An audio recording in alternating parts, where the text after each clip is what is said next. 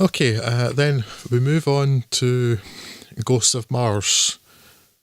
An incredibly terrible and ham-fisted effort at trying to relocate a Buffy the Vampire, the Buffy the Vampire Slayer episode to Mars, is in terms of quality of script, special effects, everything, except I think at least Buffy the Vampire Slayer had charm and some charisma between characters, none of which is evident in Ghost of Mars.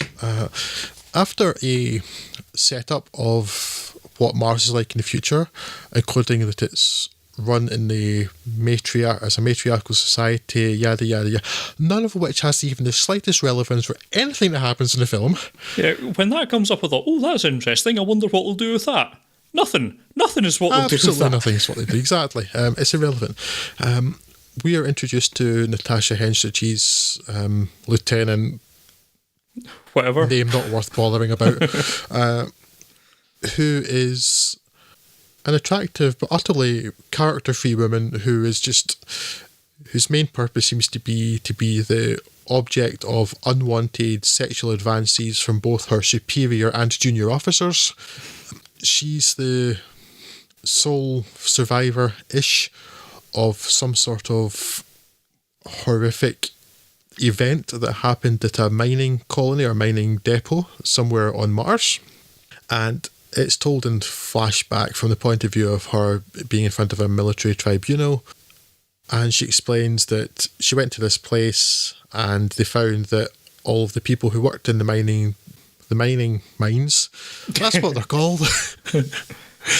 Oh, I do not work well without preparation. I'm so sorry. All the miners have become possessed by ghosts, presumably going by the name, but I don't really know what they are, and it's not really displayed well, and that they take to murdering people, chopping off their heads when they're not mutilating themselves, in a way that almost seems reminiscent of the Reapers in Joss Whedon's Firefly in the film Serenity, except they were actually interesting and well done, whereas in this film, well, nothing in this film's interesting or well done. So yeah, that's it. There's these ghosts that have taken over the people and they try to attack them, and it's kind of like a really, really bad version of Assault on Precinct 13 with people in terrible prosthetics. I really struggle to say anything about this film because the idea is that they've gone to collect Ice Cube, who's a criminal. His character's a criminal, we say, not Mr. Ice Cube himself. Sorry, yes. Yeah. Sorry, Mr. Jackson, yes. His character's a criminal and they think he's responsible for these deaths, and they get there and they find out, well, no, he can't be. It's the ghosts. The ghosts what done it. And then they have to escape. And it ends. Yeah. It's weird. When the most remarkable thing about this film is that Jason Statham has hair. I'm not even joking. It's the most memorable thing about this film that I saw 2 hours ago. Jason Statham's got hair in it, and I'm thinking, wow, it's a while since I've seen Jason Statham with hair. That's weird. This is the same year as Snatch, or the year after Snatch, and he didn't have hair in that. I'm tracking Jason Statham's hairline. Even normally dependable, and not always good, but certainly charismatic Jason Statham can't save this film. It's so dull. Nothing interesting happens. Barely anything happens at all. It looks terrible. It looks so cheap and nasty.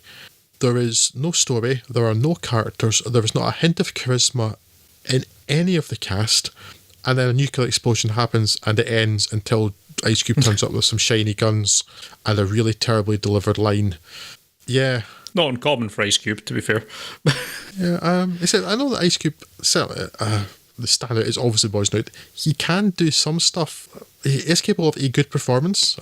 It's just I suspect that's the exception rather than the rule. But yeah, Jason Statham has hair, although not a lot of it because it is Jason Statham, and there are a couple of stupidly shiny guns. That's it. That's the entire film.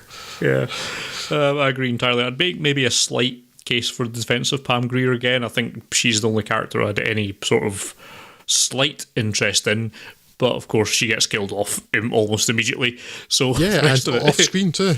Yeah, and the rest of it you're left with, strangely non-charismatic. I think is the character is just bad for poor old Jason Statham, who's who you would normally expect to excel in this sort of environment. There's probably like a fag packet version of this that's actually quite a good idea. You know, somewhere like, let's do Escape from New York but with sci-fi zombies or something like that, and that's more or less what they're trying to do here, except they just do it very, very badly. And just don't care about anything that happened in it. This is it's sub Doom. That's doing which the is film. saying something. Yeah, not doing the video game. It's like, you know, sort of demony things on Mars, and it's like, oh crikey, no, what are you doing? Yeah, I suppose Pam Grier is the most compelling character, but she's still, because she's sexually harassing her junior officer, she's not a likeable character. That's true. And then she's given remarkably short shrift, because she's killed off screen, and in about the first 15-20 minutes or something. Yeah. I think the character is disputed at one point, and then it cuts to, like, they ask Natasha Henstridge what happened. She goes, oh, well, all I know is what Sergeant Jericho. Oh, I remember Jason Statham's character name. I don't know how I did that, but okay. Jason Statham's character, what he told me, and then you see from his point of view for a couple of minutes, and it's like there's this one of these possessed people carrying a head.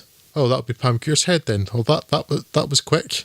But she didn't last long, did she? No. Okay, so what, she have like 4 lines or something? And yeah, so the person who had the most charisma at that point in the film isn't in it for the rest of it. So, great.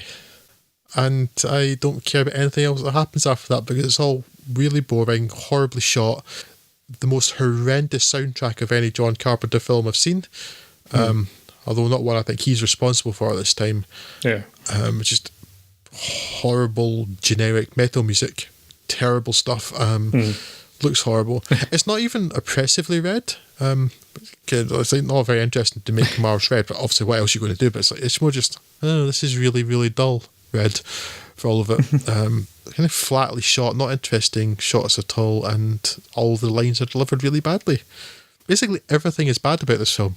Yeah. Yeah, tough to really get any kind of concept of what on earth they were going for. I mean, there's various films that we've spoken about that I'm not a huge fan of, but I know there's at least some people that will make a case for the defence of it. I can't remember anyone ever saying, oh, it's time we reassess Ghosts of Mars. This is I do blame Temguchi for getting my hopes about this film a little bit, given how amused he seems to be by the idea of Ice Cube just running down the lane between a set of buildings with 2, I think, MP5s or something, 2 small machine pistols in his hand. Okay, at least that might be entertaining. No, it's over in about 3 seconds, and it was as dull as everything else. Mm-hmm. You're a bad man, Tenguchi. Yeah. Yeah. Not good.